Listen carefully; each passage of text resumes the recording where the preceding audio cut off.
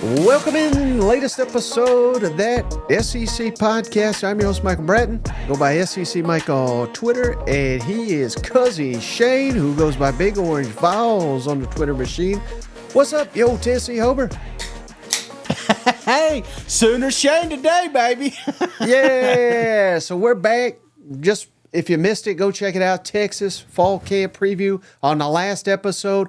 But the hell with the short horns on this one, Shay. This one's all about them Oklahoma Sooners as they come crashing the party in the SEC. You ready to talk some Sooner football? Hell yeah, baby. Let's go. All right, as always, Shay, real quick, we'll dive into what happened last season. Oklahoma. Remember, at this time last year, Shay, we were legitimately asking Oklahoma media members, hey, is Brent Venables, he even going to stick around to come into the SEC? Well, not only is he sticking around, he's on firm ground here, Shane. Went 10-3 last season, and their two regular season losses, Shane, were by a combined 8 points. Lost on the road at Kansas, on the road at Oklahoma State with some seriously questionable officiating. Big 12 crew cheating their ass off, but it is what it is. And then we lost in the bowl game without many key players, including our star quarterback here. But one hell of a year. 10-3 coming into the SEC gave the Sooners a lot of momentum. Yeah, and that's why we have optimism, man, because you and I, we kind of went on the record a little bit about how bad Oklahoma's season could be, and they just proved all the doubters wrong. And it feels like we're repeating it this year, trying to convince everybody that Oklahoma is not a bad team. They are a great team that will exceed expectations. Right, and it's all led by Brent Venables. Shane, in 2 years there at Oklahoma, is 16-10. 6-7 in year one, but of course 10-3 in year two. He's yet to win a bowl game though. 0-2. We got to get that corrected this year. And overall, the staff continuity is excellent, but we are replacing both coordinators. Shane, defensive coordinator, our new one is Zach Alley. He was defensive coordinator the last 2 years at Jacksonville State under old Rich. You remember old Rich Rod? He's a head coach down there.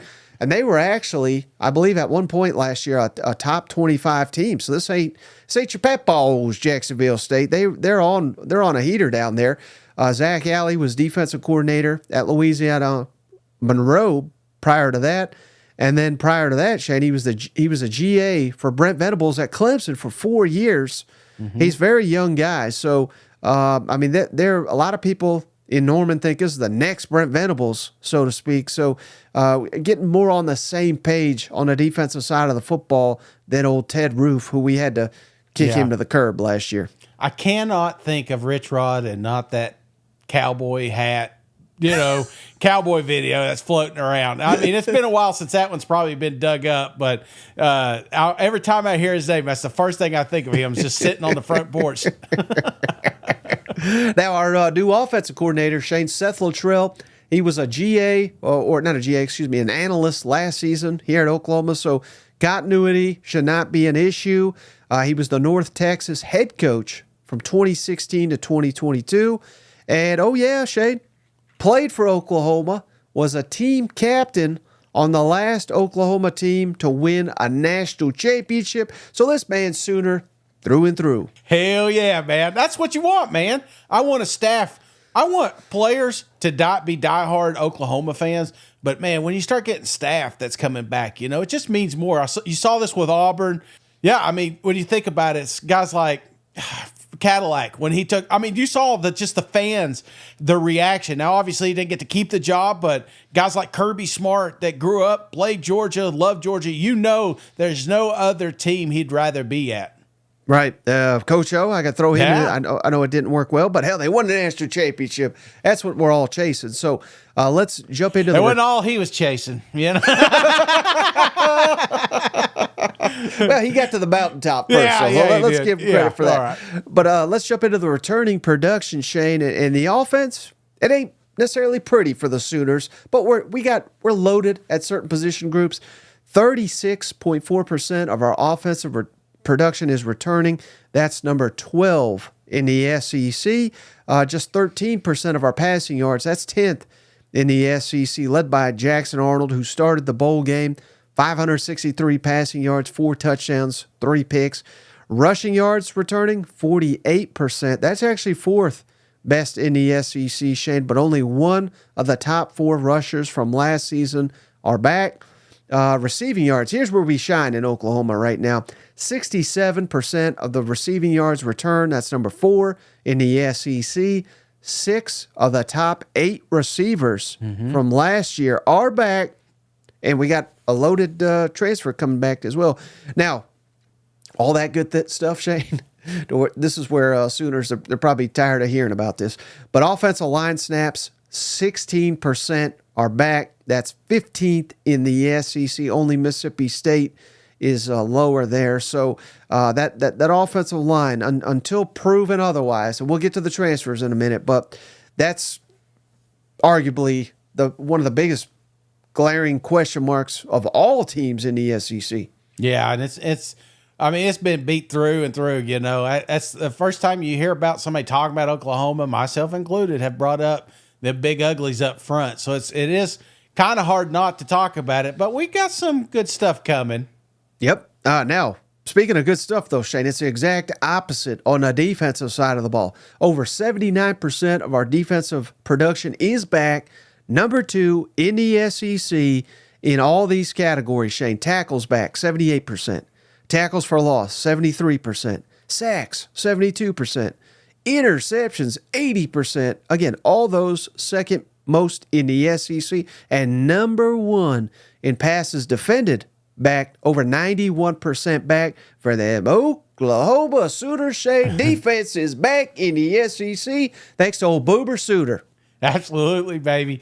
Yeah, if you got a lot of question marks on the offense side, well, at least you got a little more wiggle room if the defense is getting you back out there sooner than later. Pun intended.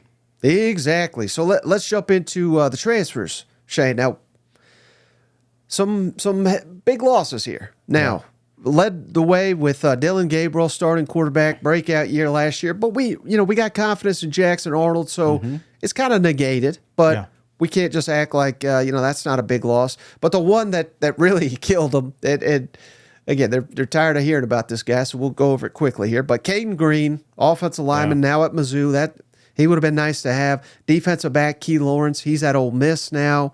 But basically everybody else, Shade, I don't think there's many guys that are going to be missing off the players gone from the transfer portal. No, I think obviously the lineman is the one, and like you said, we'll glaze over that one. But other than that, not too many. It's not a total gut job, if you will. Right, and then now here's where we're going to focus our attention, Shane. The guys we've added. Who gives a day about the guys we lost? Yeah, We're going to talk about the guys year. we've added. On threes, got Oklahoma as the number 33 transfer class in the country, but 24/7 Sports, Shane, has got this as the number 20 transfer class. So it's kind of interesting how it's a little diverse there, but I just like to throw that out. And it's led the way, Shane, by defensive tackle Dominic Williams from TCU. The man, Brian Kelly, says we ain't paying players down here. They should have, Shane, because he was a 2022 freshman All-American. 33 tackles, 3 sacks last season. He started every single game of his college career. He was an anchor for TCU. He's one of the best players on the Oklahoma roster. You need impact players at every level of your defense, and Oklahoma has that now thanks to Dominic Williams joining the team. Absolutely, brother. This was a big get. It's almost like they got fired up on the NIL, you know? They're like, wait a minute. Wait, we can buy players? Let's just go out and get the best one. Right. And another one, Shade center, Branson Hickman from SMU, 33 career starts. He was second team All-ACC last year. Arkansas thought they were getting him, and then Oklahoma said, wait a second, here's that bag, Branson. I don't know if they said that, but again, he's at Oklahoma. He's going to start at center for Oklahoma, so another big get out of the transfer portal. Another one, Shane, that is absolutely huge, was a star of the spring game, and by all indications, everybody we talk to that covers Oklahoma, they say, remember this name, Deion Burks, receiver from Purdue, second team, all Big Ten last year. 629 receiving yards, 7 touchdowns, 47 catches. I can't believe we're adding this kind of impact at a loaded receiver room. Brother, they've been talking Dion all off season. This is the only Dion I care about, brother. You talk about a breakout kid. This is him, man. I mean, we got to see a glimpse of it in the spring. Watch out, SEC. Right, and then we've added more help on the offensive line. Shane Spencer Brown from Michigan State, 23 starts at Michigan State, 33 games he's played.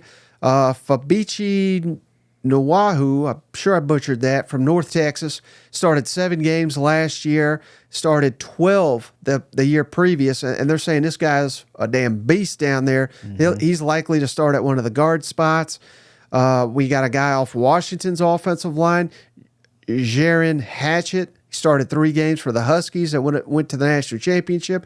And Michael Tarkin, he could play many positions. He was at Florida, transferred to Southern Cal last year, started 8 games at right tackle. So we added a lot on the offensive line via the transfer portal.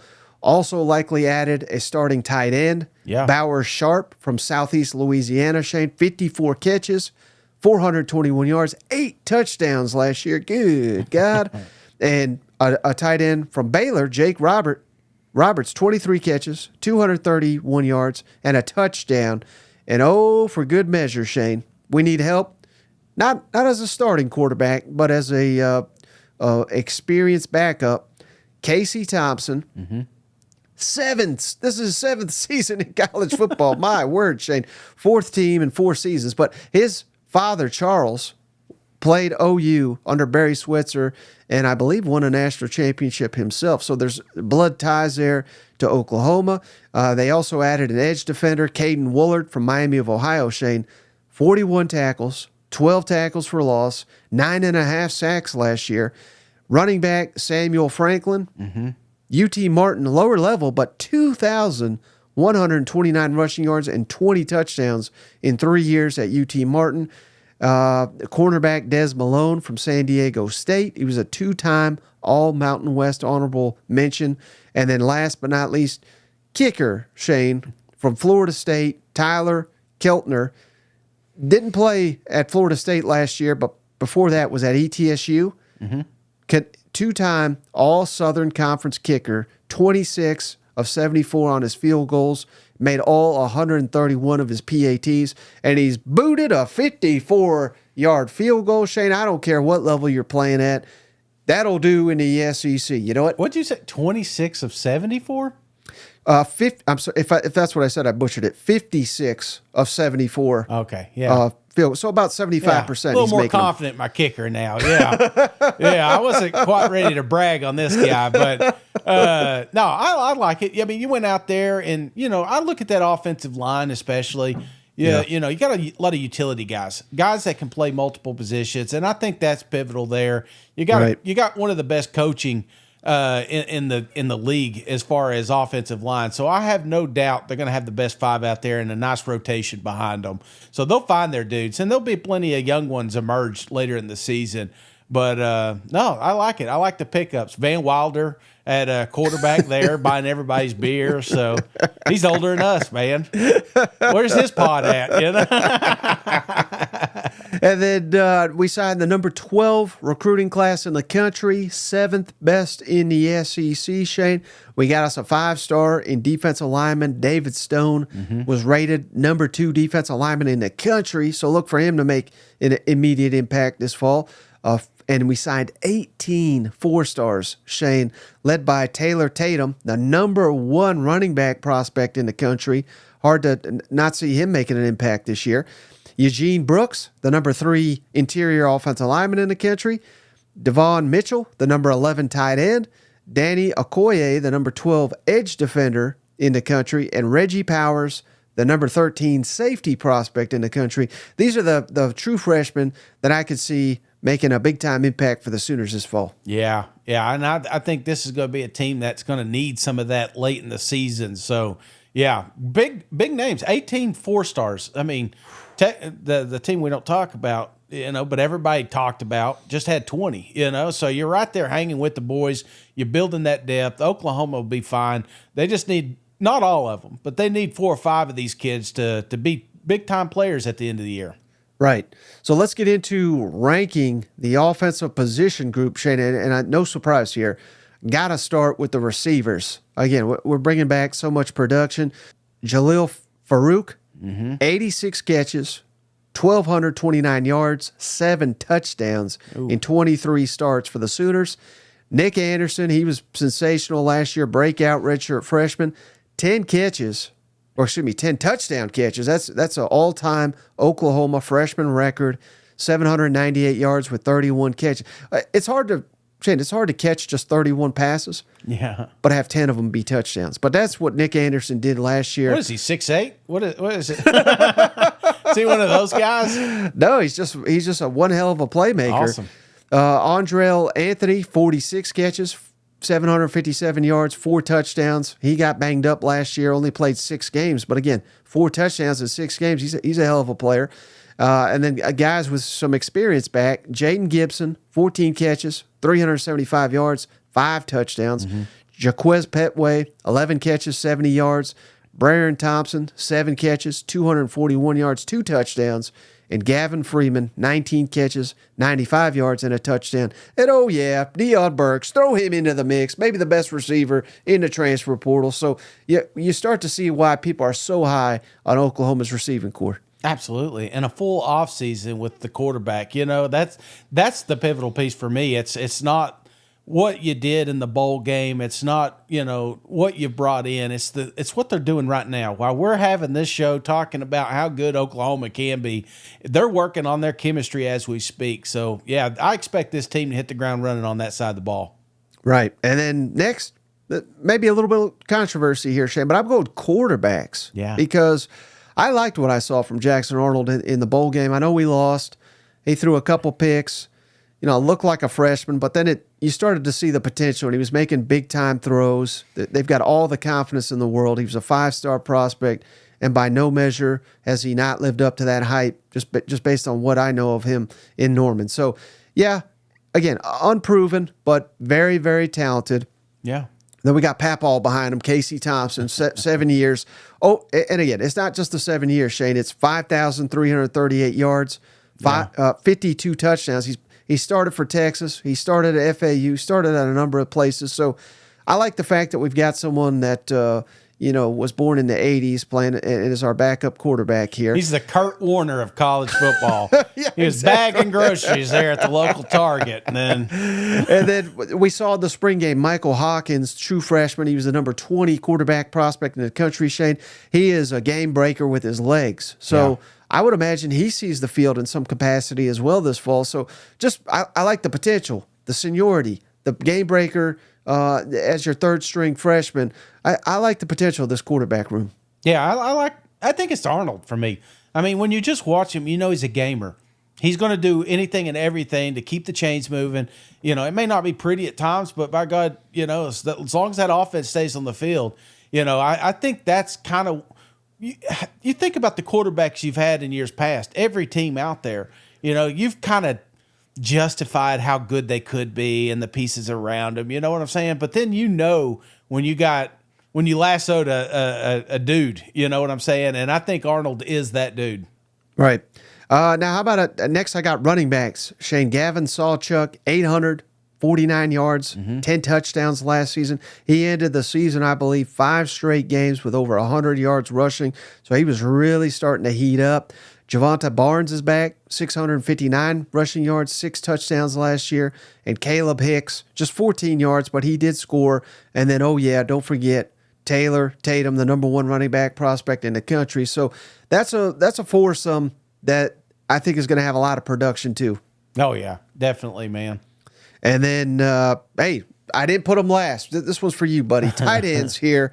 Again, Bauer Sharp and Jake Roberts, the 2 transfers. And then freshman Davin Mitchell, number 11, tight end prospect in the country. You combine Sharp and Roberts' production from last year, we're talking just under 80 catches, little over 650 yards and 9 touchdowns. I know it was at different schools, but if you can get that similar production, we're going to have a solid duo at tight end here. Yeah, absolutely. So then, obviously, I got to put the offensive line last. Again, big time question mark. No starters back, but and essentially one player, Jacob Sexton, with snaps returning. He had 410 snaps last year. We'll probably plug him in as a starter, but I am a little concerned because the backup, Shane, Jake Taylor, he's played in 12 games. That's your most experienced backup. But Gunnar Allen, Joshua Bates, Heath Ozeta, all those guys have played in one football game, essentially, in college football. Same game? No. I'm not sure about that, Shay, but we did get the transfers. Branson Hickman, Fabui Nawu, again, butchered that, I'm sure. Spencer Brown, Garen Hatchett, and Michael Tarkin. If we could piece this thing together, Bill Beatonho, you mentioned him earlier, that the offensive line coach, we got a world of confidence in this guy to figure it out. Yeah.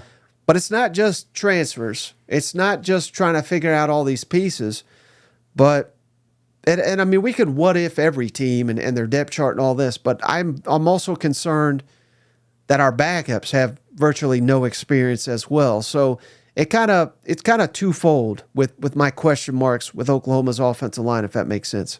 Yeah, and again, a reminder that this is an optimistic view on this program, and optimistically, you want to say that nobody gets hurt, that that maybe 2 of these guys emerge as a full-time starter, and you're like, hey, we'll be fine. So could that happen? Absolutely. But it's almost like you need a perfect storm up front, man. And it's tough. It's tough for me to just hook, line, and sinker take the optimism side of this off.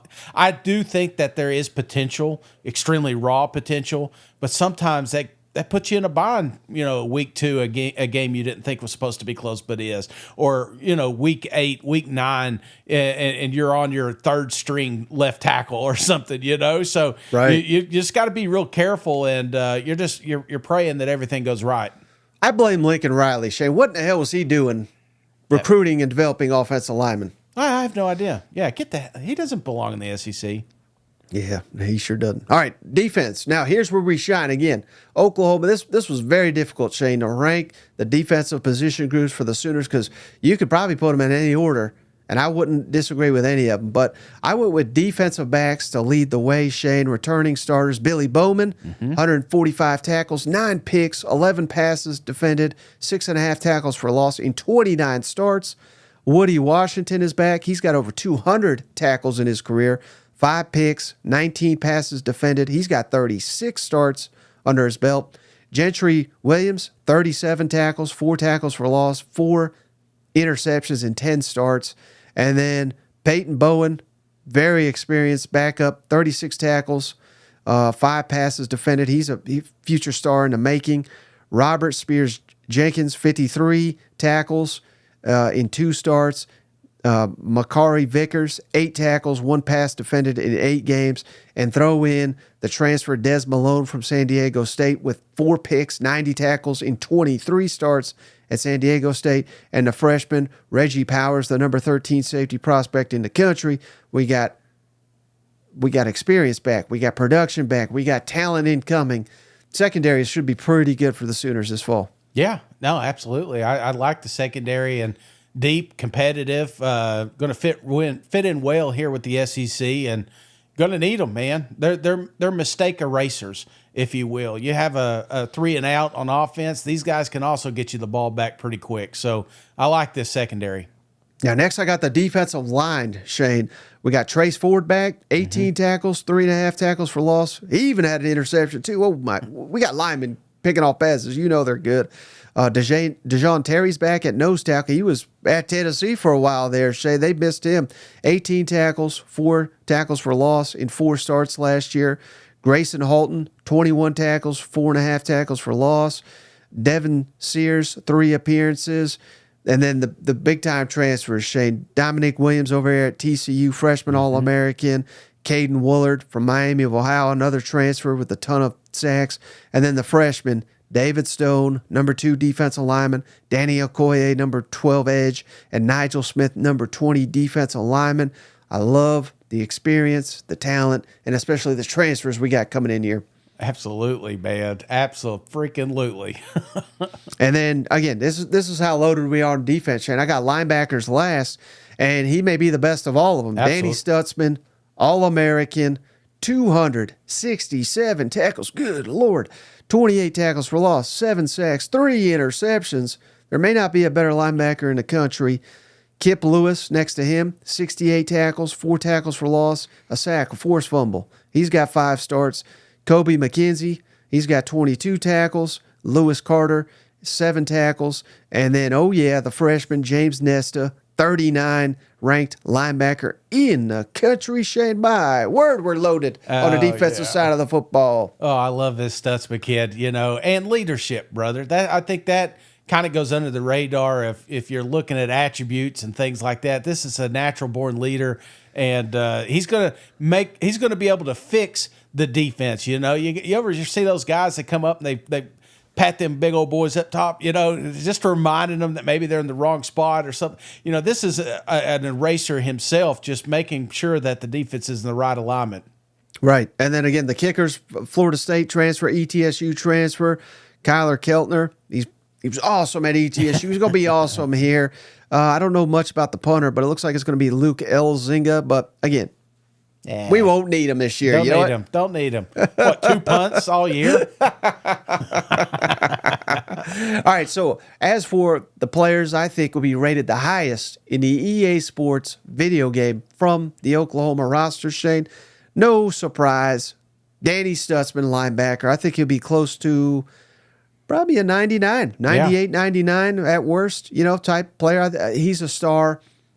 I love the safety, Billy Bowman. I think he'll be high 90s as well.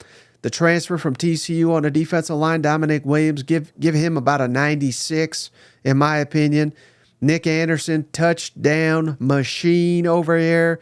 Give me a 94. He's only a sophomore. He'll get to 99. We'll give him some time, Shane. Deion Burks, the transfer from Purdue, give him about a 93, I think. Jaleel Farouk, low 90s. Yeah, I mean, my goodness, Shane. 3 receivers on this top 6 players. Branson Hickman, the center, give me a 90 for him.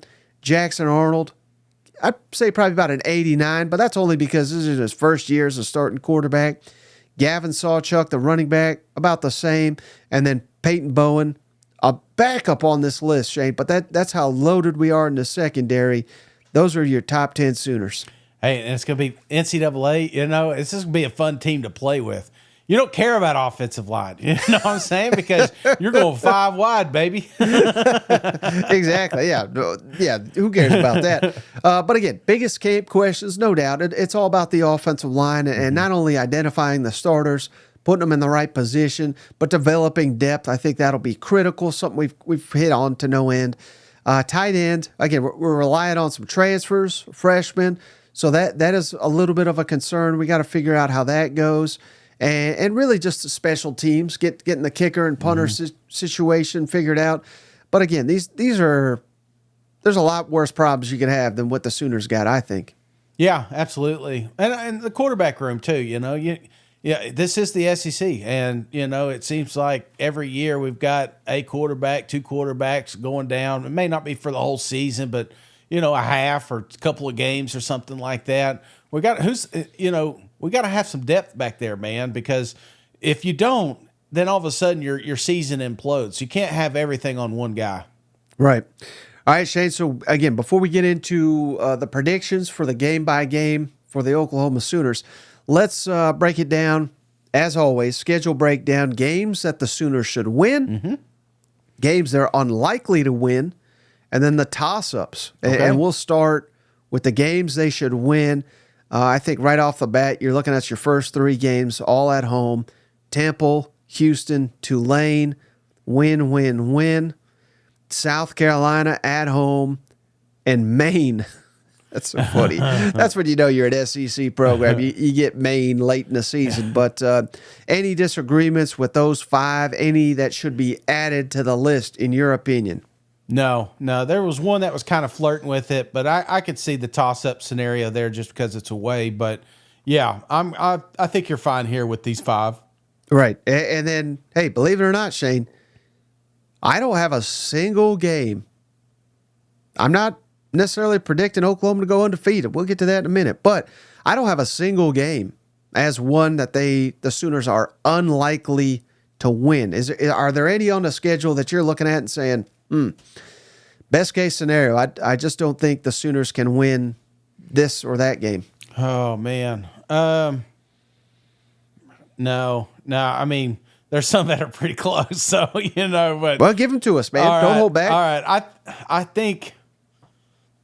No. No.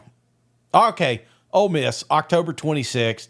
I think that's probably a loss. I think the fact it's away, Ole Miss Rebels they are uber talented. And I love the defense of the Sooners, but it's both sides of the balls with Ole Miss this year, right. And that's not been years past. So I think that defensive front may be a problem there. Right. Yeah, I'd even lead. No, I'm good right there. I'm right there. Optimistic. Right. I'm trying to be optimistic here. I just Ole Miss will be a top 5 team by the time you play them. Texas probably a top 5 team when you play them.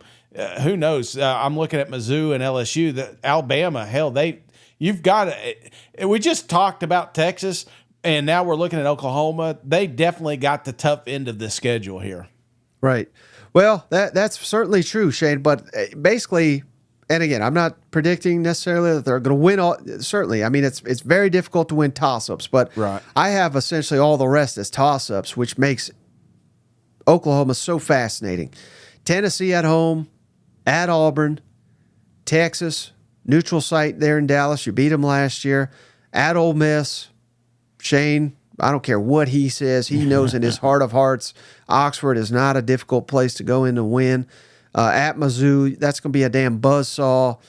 Bama at home and at LSU. I mean, you're not going to lose all those, but you're not going to win them all either. Yeah. So, in my mind, those are 7 toss-ups. That's a crazy amount of toss-ups, but that's kind of where I have it, which, again, that's why I think this is such a fascinating debut for Oklahoma, because I want to see how they look in these 7 toss-ups, if that makes sense. And I can't argue with that. And that's why I can't wait to watch Oklahoma play, because it feels like every single Saturday it could go either way. And don't you like that? Don't you like when you're not playing a freaking Temple or something? You're going in against a team that you could win or you could lose, but it's probably going to come down to the last drive. Right. All right. So let's get into it, Shane. Picking the games week by week from an Oklahoma Sooner Crimson tinted sunglasses. Best case scenario. That's how we do it. So let's jump into it, Shane. Again, Temple, give me a damn break. That's a pick your score type game. It's a nice preseason where we're going to win by 50. Houston, we may win only by 40 on that one. And then Tulane, they've been pretty good. They got a good head coach. So maybe just a 20-point win there, maybe 25, but 3-0 is like a lock, don't you think? 3-0 is a lock, Mike. Now, if Shane was taking truth serum, he might say 3-1 is a lock. But we're doing this as a Sooners here. I mean, Tennessee, this to me is a true toss-up. I think this is going to be a defining game for both programs. You could easily talk me into saying Tennessee goes into Norman, steals one from the Sooners, but I'm being optimistic, Shane. I think Oklahoma, again, you could convince me either way, but I'm being optimistic. This is first SEC home game. Give me them Oklahoma Sooners to go 4-0 to start the season. Any debate there? Absolutely, Mike. Absolutely. Here's the deal. Obviously, I am a big orange homer, but not today. Not today, buddy. I'm looking at this as an Oklahoma fan, and I'm saying, hey, we just started out 3-0, and we didn't just start out 3-0. There's not one team we didn't beat by 3 touchdowns. We are destroying these programs. Our offensive line is starting to come in form. our wide receivers may be one of the best rooms in the entire country, and Arnold is getting them the ball every single time. We are a weapon on that side. And guess what? We got one of the best defenses. And you're going against the Tennessee Vols, which has a lot of strong pieces, brother. One of the best defensive lines you've ever seen. Nico may be one of the best quarterbacks to come through in a while at the Tennessee Volunteers. But, buddy, Nico on the road, week 4, going to be a little rattled when he hits Norman. And that place is intimidating. I don't care what you say, because there's that history of getting our ass kicked the last time we were there. So guess what? Oklahoma starts the season 4-0, first SEC win under their belt. Oh, where's that? Man, where's how that beer? Was it? Where's that damn beer? All right, but hey, I agree with you. I think Sooners can certainly get there. I just love the fact that they've got 4 home games to start. So much momentum could be gained there. And anybody listeners, I mean, this is Oklahoma friendly or not. Personally, I'm not a big believer in old Hugh Freeze and Auburn. So, No. yeah, we have Jordan Hare. We keep hearing it's one of the toughest environments in the country. Well, why they lose so many damn games there then? Give me Oklahoma. We're going to be 5-0, rumbling into Texas. Any disagreement there? No disagreement at all, Mike. All right, so 5-0's showdown, college game day, SEC Nation. They're going to double up. We both got bye weeks. We'll have 2 weeks to prepare for what should be, I think, Shane. That now I've been going back and watching this series. There have been some all-time classics between Oklahoma and Texas in recent years, but this is going to be the best one yet. Put that SEC logo at the 50-yard line. Cannot wait. There's all this hype, Shane, with Texas and Sarkisian, and we're going to do this. Shane thinks they're going to win national championship. He's guaranteed. He's bet his firstborn on they're going to win the national championship. Did you forget what happened last year, Shane? Oklahoma went in there and spanked Texas at the final play there, and I think Oklahoma is better than they'll be last year. Oklahoma beating Texas October 12th. Mark my words, we're going to be 6-0 going to October 19th. Any disagreement there? Well, Mike, I tell you what, I heard old boy on Paul Feinbaum talking about this is the best rivalry in the entire country, better than the Iron Bowl. And by God, Mike, the thing about that Iron Bowl is it doesn't matter who's coaching, who's playing. There's a shot that we got ourselves a damn ball game. It just means more. You know what I'm saying? And I'm not trying to steal SEC's motto there, but it does in these diehard rivalry games. So you can kind of throw out some of the question marks floating around these teams. It's just going to come down to who wants it more and who makes the most mistakes. So in that kind of coin toss, if I'm optimistically, then by God, we cannot lose to them Texas Longhorns. So give me 6-0, baby. Oklahoma. I love it, Shane. 6-0, and hell. Again, we got respect for Shane Beamer and everything he's built, but this is on the road. This is coming to Norman. You'll be on cloud 9. A little bit of a trap game, particularly if you're riding that high of beat. And the same thing happened last year, Shane. We beat Texas, and we had a little bit of a trap. Next couple of weeks, I think it was Central Florida nearly beat us. That a similar spot for South Carolina, but I can't see a world where Oklahoma beats Texas and then loses to South Carolina. But I do think it's a tricky game. Give me the Sooners to be 7-0. 7-0, absolutely. This could be a trap game, like you said. This is a very, very hostile. Oh wait, no shit, it's at Oklahoma. Never mind. This ain't gonna be close. Never mind. Oh man, glad it wasn't in Columbia. If it were in Columbia, this would be one I'd have circled as watch out because you know how crazy that place can be. Right. Well, watch out is for the next one, Shane. I know I just mocked Oxford, but everything you said about Lane Whiffen, as I like to call him, he's got a loaded roster, playing at home. I mean, I think Ole Miss is going to be contending for the national championship. So, again, we're being as optimistic as possible. I called this a toss-up, but I'm not going to sit here and just tell you you're going to win every game and beat the hell out of everybody in the SEC. So I'm going to give this one actually to Ole Miss, Shane. And again, this isn't because I don't think Oklahoma's good.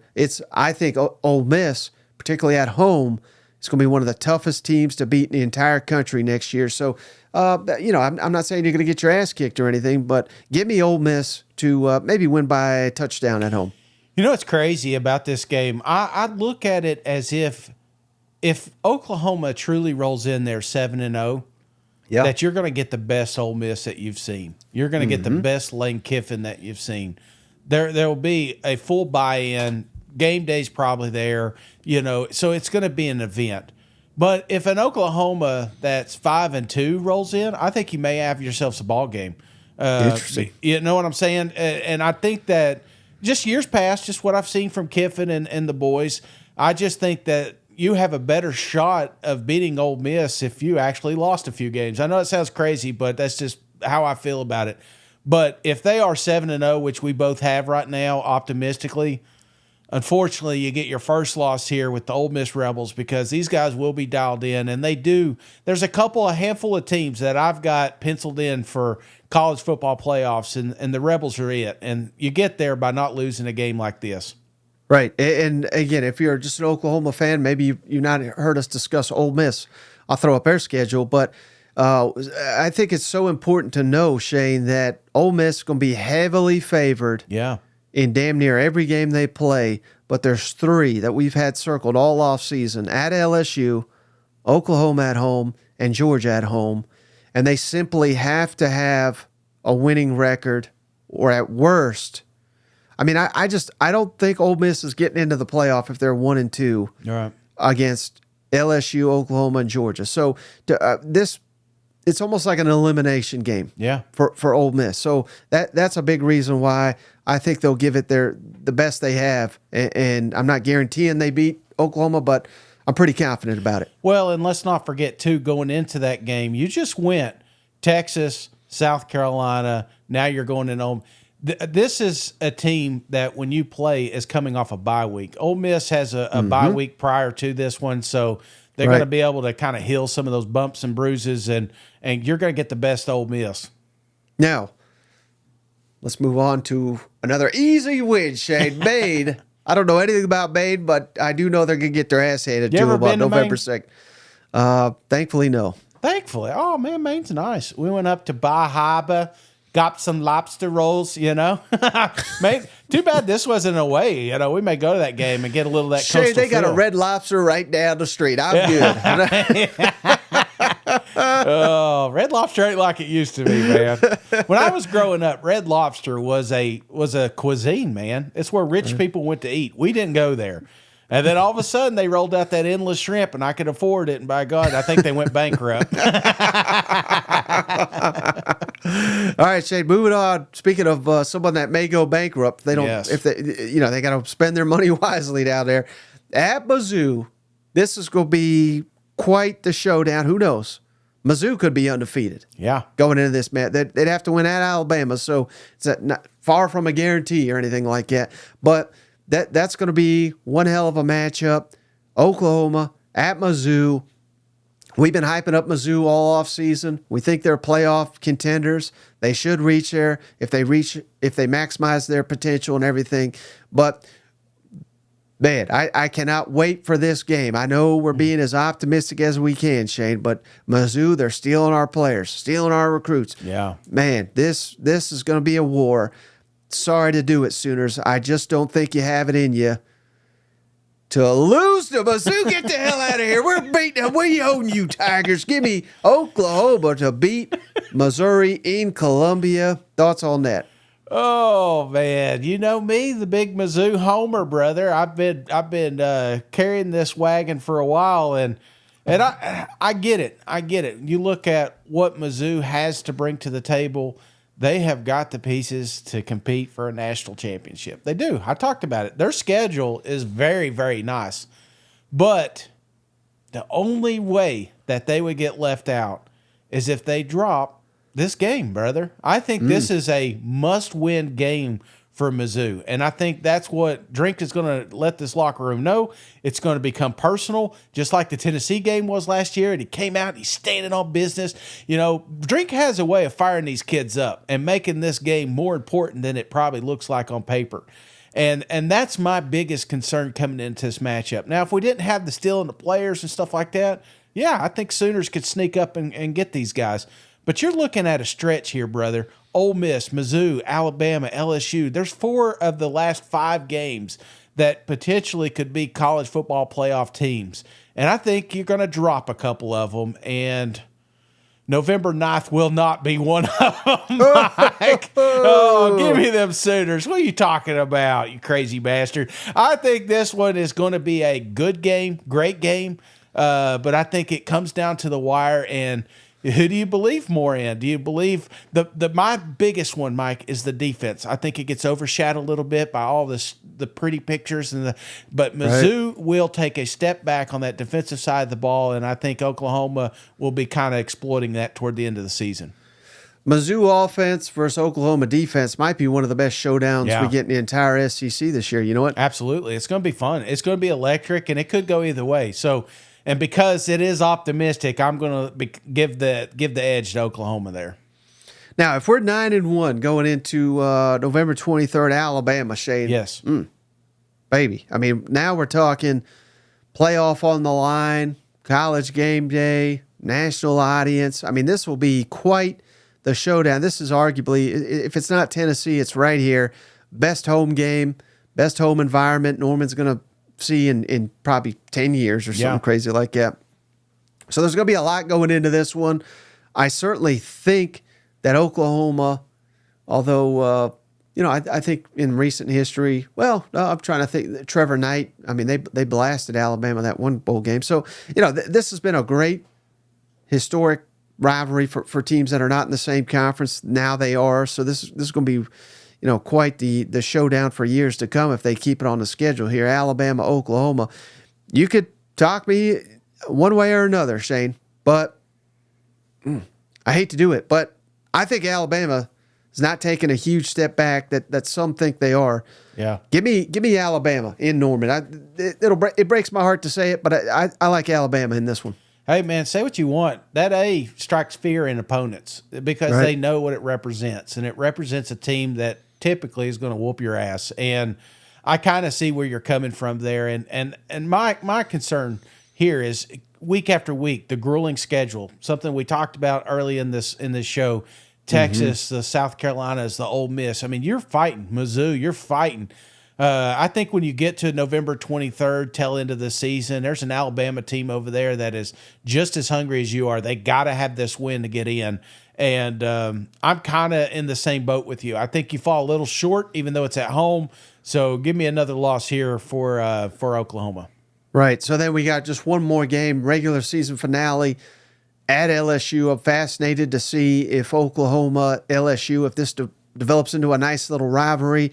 It's funny, Shane. Every Oklahoma person we have on, they say, man, that damn national championship 20-something years ago, we ain't forgotten. And I'm like, I didn't even know that was a thing. But there's bad blood here. I remember, of course, the Joe Burrow season. They whooped them in the playoff, but LSU whooped everybody that year. Let's call it what it is. But, man, this will be interesting. Yeah. It used to be Oklahoma State we played to close out the season. Now I guess we're going to be LSU. Shane, I hate to go out on a dud like this. If this game was in Norman, I'd be picking the Sooners. But it's in Tiger Stadium. I think they've already announced it's going to be a night game. There's literally not another tougher place to play. I'm not buying LSU as a playoff team. Yeah. But everything you just said about the week in, week out grind of the SEC, they did Oklahoma wrong I like the schedule in the sense that it gives us time to get momentum. Yeah. But they're killing us at the end here with Ole Miss, Mizzou, Alabama, and LSU the final 4 or 5 weeks of the season. So I hate to do it, Shane, but I'll give the slight edge to LSU.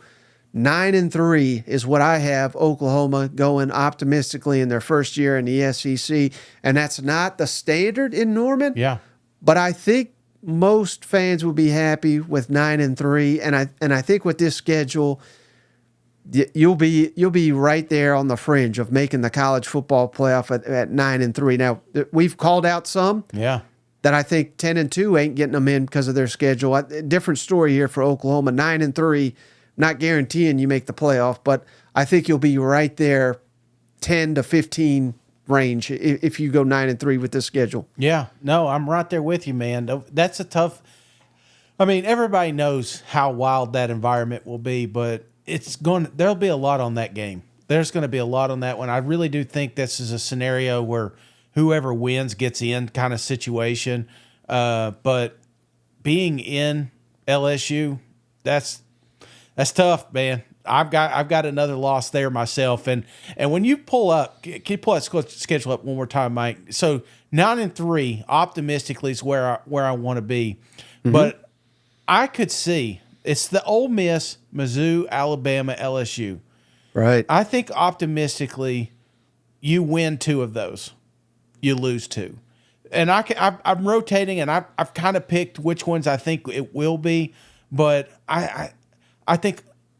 Because we're not even factoring Texas and Tennessee, Auburn, even. Right. Those are tough football games. But if you at the tail end of the season in November finish out 2-1, 1-2 on those guys, I don't think you're mad. But you look at what you do have on your team. You've got a lot of youth. You've got a lot of now experience on that offensive line. You got another recruiting class. So, I think even 9-3 with a good offseason, brother, I think Oklahoma is just, they came over to the SEC 1 year too soon, if you will. Yeah. Well, and then, so having said that, so we both like 9-3 optimistically for the Oklahoma Sooners. Could do better. Yeah. Could do worse. So I think it's just tough the way the schedule breaks down. But let me ask you, most important games to win. I've got 3 highlighted for the Sooners. I'll throw up the schedule here again.